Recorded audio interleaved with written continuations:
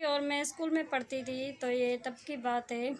हमारी एक टीचर मतलब होती थी, जो कि हमारी रिश्तेदार भी होती थी। तो वो जब मेरी अम्मी आती थी मुझे स्कूल छोड़ने, तो वो मेरा मतलब उनके सामने मेरा बड़ा ख्याल रखती थी, मुझसे मतलब अच्छे से बात करती थी। ठीक है। जब मेरी अम्मी चली जाती थी ना, तो वो मुझसे लड़ती थी और मुझे मतलब पहली क्लास में पढ़ती थी तो 3 साल तक उसने मुझे एक ही मतलब क्लास पढ़ाई।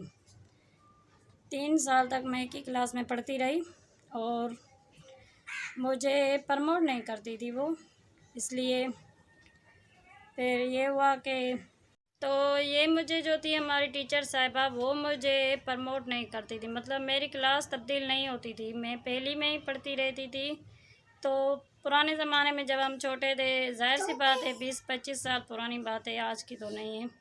तो उस वक्त प्रोफेसर वगैरह आते थे हमसे मतलब पूछने, क्योंकि वो पेपर नहीं होता है ना, वो पेपर नहीं लिखते हैं, हमसे ज़बानी पूछते हैं।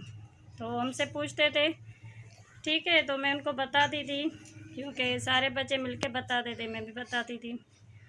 तो उन जो वो प्रोफेसर थे, उन लोगों ने ही मुझे पहचान लिया था, क्योंकि इतनी बार मुझे इन लोगों ने एक ही क्लास में देखा था। तो वो मेरी टीचर से कहने लगे कि जब भी हम आते हैं ये बच्ची इसी क्लास में क्यों बैठी होती है, क्यों यहाँ पे बिठा के रखा है।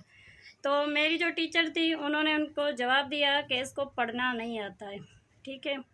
तो मुझे उन्होंने बुलाया और उन्होंने मुझसे पूछा कि पाकिस्तान कब आज़ाद हुआ। मैंने उनको बताया कि पाकिस्तान 1947 में आज़ाद हुआ। पाकिस्तान किसने आज़ाद करवाया? पाकिस्तान कायद-ए-आज़म मोहम्मद अली जिन्ना ने आज़ाद करवाया।